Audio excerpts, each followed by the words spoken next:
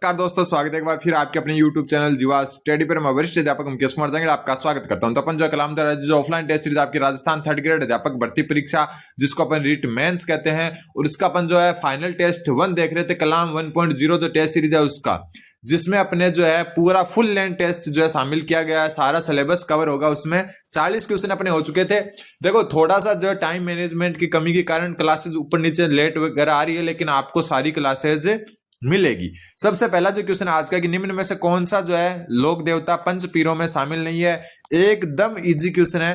पंच पीरों में कौन शामिल आपको पता ही है। हड़बू जी हैं, बिल्कुल। रामदेव जी हैं, बिल्कुल। गोगा जी है, बिल्कुल। इसके अलावा पाबू जी, ठीक है, और मेहा जी। ये जो है 5 पीर है अपने राजस्थान के। ठीक है, पीर आपको पता ही है पीर होते हैं जिनको हिंदू और मुस्लिम है दोनों पूछते हैं। तो यहां पर मलिनाथ जी जो आपके पीर है नहीं है, ना ही तेजा जी पीर है। ये भी आपको ध्यान में रखना है। अगला क्वेश्चन, निम्न में से मिट्टी की मूर्तियों को आग में पकाकर बनाने की कला क्या कहलाती है। तो मिट्टी की मूर्तियों को आग में पकाकर बनाने की कला जो है टेराकोटा कहलाती है। क्या कहलाती है?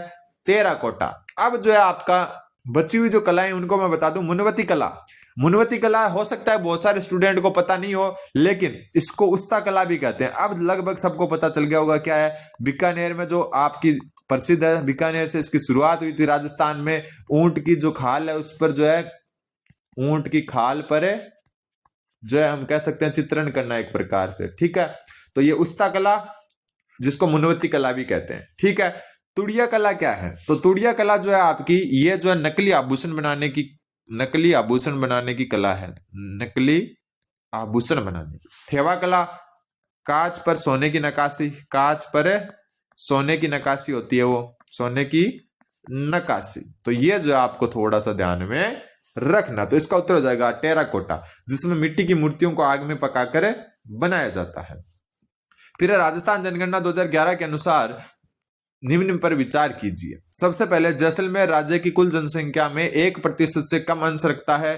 बिल्कुल सही बात है। राजस्थान की जो कुल जनसंख्या है उसमें जैसलमेर का हिस्सा 1% से भी कम है।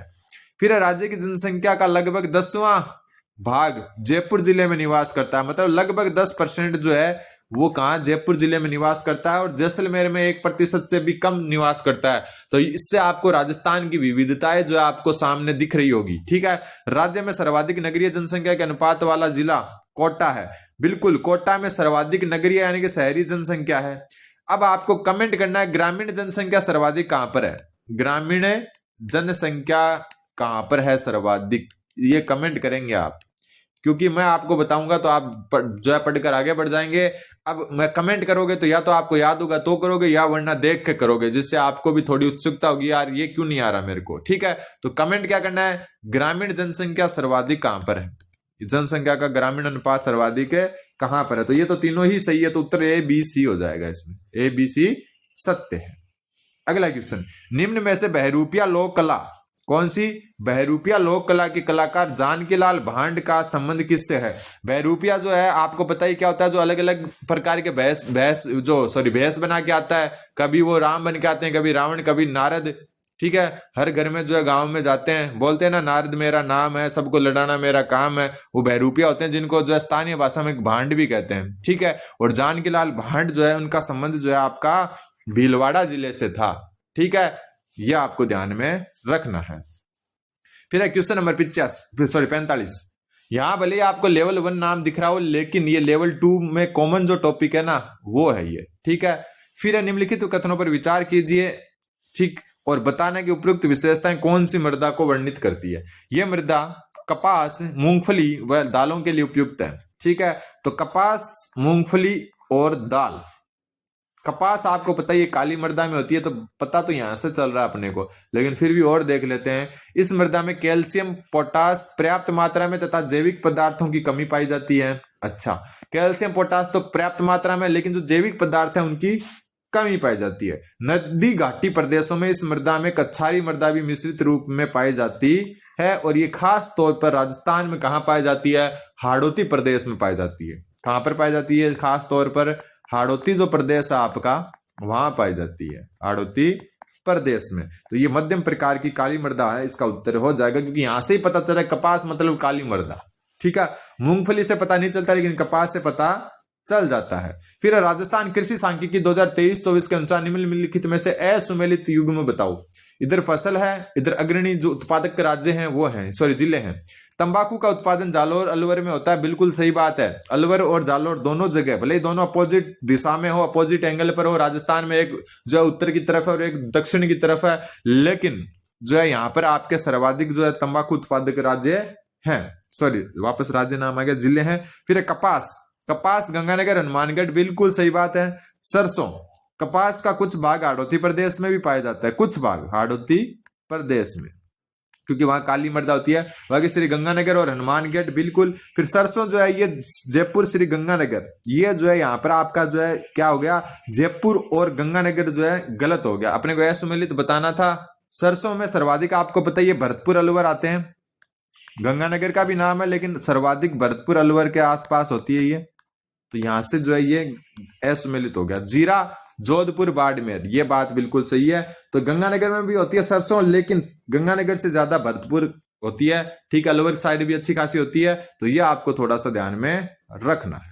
अगला क्वेश्चन, निम्न में से रचना व लेखक का कौन सा युग्म सुमेलित नहीं है। रचना व लेखक का कौन सा जो है युग्म सुमेलित नहीं है। गांव जो रचना है वो गोवर्धन सिंह शेखावत की है, बिल्कुल सही बात है। मार्ग जो रचना है वो चंद्र प्रकाश देवल की है, बिल्कुल सही बात है। बोले जो है शरणाटो हरीश भादानी की है, बिल्कुल सही है। अब जो है आपकी रिंद्रोही जो रचना है ना आपकी, ये अर्जुन देव चारण की है। किसकी है? अर्जुन देव चारण। तो ये आपको थोड़ा सा ध्यान में रखना है। फिर राजस्थान वन विभाग वार्षिक रिपोर्ट 2024-25 के अनुसार राज्य में दूसरा सर्वाधिक वनावरण क्षेत्रफल वाला जिला। तो वन रिपोर्ट जो है आपकी वन विभाग की जो राजस्थान सरकार द्वारा जारी की जाती है 2024-25, राज्य में दूसरा सर्वाधिक वनावरण क्षेत्रफल वाला जिला, तो इसका उत्तर हो जाएगा आपका अलवर, ठीक है। और फर्स्ट नंबर कौन है आपका? उदयपुर। तो पहला उदयपुर और दूसरा आपका अलवर है, यह ध्यान में आपको रखना है। ये प्रतापगढ़ नहीं होगा इसका उत्तर।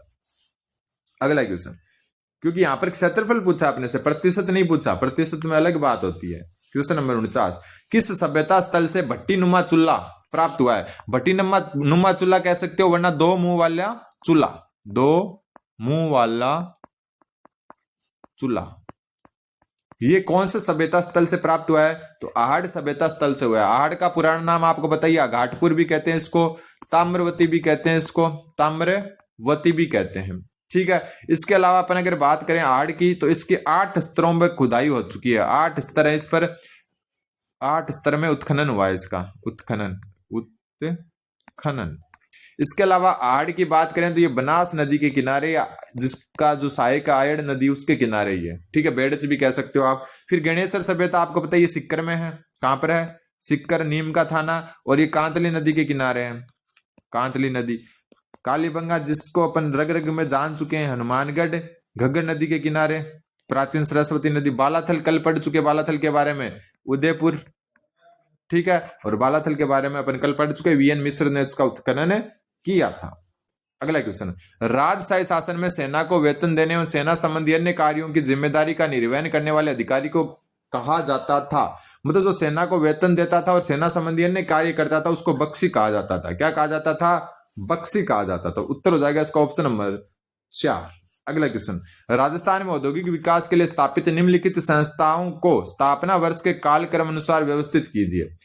तो सबसे पहले राजस्थान वित्त निगम 1955 में स्थापित हुआ था, ये राजस्थान वित्त निगम। फिर निवेश संवर्धन ब्यूरो 1991 में स्थापित है ये।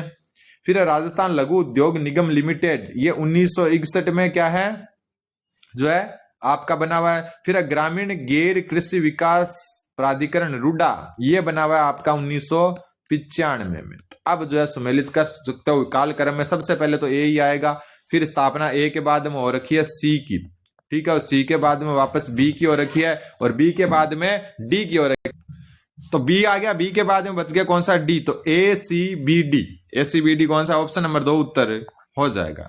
अगला question, question number 52, QS world ranking में शामिल शीर्ष 150 शिक्षण संस्थानों क्यूएस वर्ल्ड रैंकिंग में शामिल शीर्ष 150 शिक्षण संस्थानों तथा एनआईआरएफ रैंकिंग में शीर्ष 50 भारतीय संस्थानों में अध्ययनरत छात्रों को छात्रवृत्ति प्रदान करने के लिए कौन सी योजना संचालित है? तो Swami Vivekananda scholarship for academic excellence योजना। पहले इसका नाम Rajiv Gandhi scholarship for academic excellence योजना था, बाद में इसको चेंज कर दिया गया। यहां पर एक चीज ध्यान में रखना कि जो वर्ल्ड रैंकिंग में तो 150 जो टॉप शिक्षण संस्थान है, और एनआईआरएफ रैंकिंग जो नेशनल लेवल पर होती है उसमें 50 जो भारतीय संस्थान है टॉप, उनमें ही पढ़ने वाले संस्था जो मतलब छात्र हैं उनको छात्रवृत्ति प्रदान की जाती है। फिर आपका अनुच्छेद 159 के अनुसार राज्यपाल किसके जो है समक्ष शपथ का प्रतिज्ञान करता है? तो सबसे पहले तो आपको पता चल गया अनुच्छेद 159 राज्यपाल की शपथ से संबंधित है, और राज्यपाल जो शपथ लेता है आपका वो राजस्थान जो भी राजस्थान मान लो आप, या जिस भी राज्य में जो राज्यपाल शपथ ले रहा है उस राज्य के उच्च न्यायालय के मुख्य न्यायाधीश के समक्ष जो है वो क्या लेता है? शपथ लेता है। राष्ट्रपति के समक्ष नहीं लेता है, ठीक है। राष्ट्रपति जो है पद से हटा सकता है, इनको त्याग पत्र देता है राष्ट्रपति को, लेकिन राष्ट्रपति जो है शपथ नहीं दिलाता राज्यपाल को, सिर्फ नियुक्त करता है राज्यपाल को राष्ट्रपति। और शपथ कौन दिलाता है? शपथ दिलाता है राजस्थान या जो मतलब जिस राज्य का राज्यपाल है उस राज्य उच्च न्यायालय के मुख्य न्यायाधीश द्वारा। अगला क्वेश्चन, राजस्थान दिवस के अवसर पर यानी कि 30 मार्च को आयोजित साप्ताहिक कार्यक्रमों की कड़ी में 29 मार्च को मुख्यमंत्री रोजगार उत्सव एवं युवा सम्मेलन का आयोजन कहां किया गया? तो ये करंट से क्वेश्चन पूछा गया है, हालांकि कुछ ज्यादा ही पुराना पूछ लिया, फिर भी अपने को पता होना चाहिए। मुख्यमंत्री रोजगार उत्सव एवं युवा सम्मेलन, तो इसका जो उत्तर हो जाएगा आपका ऑप्शन नंबर 1 कोटा, हालांकि बहुत ज्यादा पुराना क्वेश्चन है ये। राजस्थान में शिक्षकों के लिए कला उत्सव के अंतर्गत आयोजित की जाने वाली जिला, राज्य व राष्ट्रीय स्तर की प्रतियोगिता किस नाम से जानी जाती है? किसके लिए? शिक्षकों के लिए कला उत्सव, क्योंकि ये शिक्षक से संबंधित है तो पूछ सकते हैं, के अंतर्गत आयोजित की जाने वाली जिला, राज्य व राष्ट्रीय स्तर की प्रतियोगिताएं किस नाम से जानी जाती है? उत्तर हो जाएगा स्मृति। ये जो करंट टाइप से क्वेश्चन है तो इनमें कुछ ज्यादा एक्सप्लेन करने वाली चीज है ही नहीं। अंग्रेजी शिक्षकों के लिए एक नई पहल, a handbook of English phrases for teachers मार्गदर्शिका किसके द्वारा जारी की गई है? अंग्रेजी शिक्षकों के लिए a handbook of English phrases for teachers मार्गदर्शिका किसके द्वारा जारी की गई है? तो ये जारी की गई है आपकी माध्यमिक शिक्षा बोर्ड द्वारा। किसके द्वारा? माध्यमिक शिक्षा बोर्ड द्वारा। पंडित दीनदयाल उपाध्याय गरीबी मुक्त गांव योजना, कौन सी? पंडित दीनदयाल उपाध्याय गरीबी मुक्त गांव योजना के तहत ऐसे बीपीएल परिवार जो स्वयं गरीबी मुक्त हो गए हैं को कितनी प्रोत्साहन राशि प्रदान की जाएगी? तो ये प्रोत्साहन राशि ध्यान में रख लेना 21,000 रुपए है। कितनी है? 21,000 रुपए। मतलब पंडित दीनदयाल उपाध्याय गरीबी मुक्त गांव योजना के तहत बीपीएल परिवार जो स्वयं गरीबी मुक्त हो गए खुद, मतलब खुद के दम पर, उनको 21,000 रुपए की जो है प्रोत्साहन राशि प्रदान की जाएगी। फिर आपका कि SDMC school development management committee, SDMC जो है विद्यालय विकास एवं प्रबंधन समिति है, उसकी कार्यकारिणी समिति में सदस्यों की संख्या कितनी होती है? एक बार मैं बता दूं कि एसडीएमसी व एसएमसी नाम से अपनी 2 क्लासेज हैं पहले भी। इन 2 क्लासेज को आप अगर अच्छे से देख लेते हो ना, जो आप चैनल पर जाकर देख सकते हो, तो मैं गारंटी दे रहा हूं कि वहां से बाहर क्वेश्चन नहीं जाएगा। एकदम अच्छे से एक्सप्लेन की रखी है मैंने। तो एसडीएमसी की कार्यकारिणी समिति में सदस्यों की संख्या कितनी होती है? तो इसमें जो सदस्यों की संख्या होती है आपकी वो 23 होती है। 23 होती है। एक होती है एसएमसी स्कूल मैनेजमेंट कमेटी विद्यालय विकास समिति, और इसमें होती है कितनी? 13। तो दोनों को अलग अलग ध्यान में रखना है। फिर राजस्थान के पैरा एथलीट कृष्णा नागर का संबंध किस खेल से है? पैरा एथलीट मतलब विकलांग जो आपके होते हैं, ठीक है, जो हम दिव्यांग भी कह सकते हैं। तो दिव्यांगजन जो अपने मतलब बैडमिंटन खेलते हैं, ठीक है, जो पैरा ओलंपिक वगैरह में भाग लेते हैं, तो ये बैडमिंटन से संबंधित है कृष्णा नागर। फिर ग्रेट इंडियन बस्टर्ड यानी कि गोडावण, ये सारी चीजें मैं पहले करवा चुका हूं इसलिए स्पीड से करवा रहा हूं, क्योंकि अपन पहले वाले अगर आप देखोगे अलग अलग प्ले लिस्ट भी बना रखी है मैंने, तो यहाँ सब चीजें मैं करवा चुका। ये राजस्थान के जितने भी जो आपके मतलब कह सकते हो आप जो प्रतीक चिन्ह है उनको अलग से करवा चुका मैं। तो ग्रेट इंडियन बस्टर्ड को राजस्थान के राज्य पक्षी के रूप में कब अधिसूचित किया गया? तो इसको अधिसूचित किया गया आपका 21 मई 1982 को, ठीक है। तो ये आपके 20 क्वेश्चन थे। अगले 20 क्वेश्चन अपन अगली क्लास में देखेंगे। लेवल 2 वालों को मैथ के क्वेश्चन मैं करवाऊंगा 30 जो फाइनल टेस्ट 1 में आए, और मैं एकदम इस हिसाब से करूंगा कि जैसे आप एग्जाम में बैठे हो तो उन 30 क्वेश्चन को कैसे टैकल करोगे, ठीक है। और ये 30 क्वेश्चन जो मैंने जब एग्जाम दिया था 3rd ग्रेड 2023 का, मेरे 30 में से 30 सही हुए थे, ठीक है। तो आपको मैं करवाने का अधिकार रख सकता हूं अगर आप चाहें तो। 30 में से 30 सही हुए थे, बाद में एक डिलीट हो गया था। ये क्या हो गया था? डिलीट। तो 29 में से 29 सही हुए थे। ठीक, तो धन्यवाद, बने रहे जीवा स्टडी के साथ।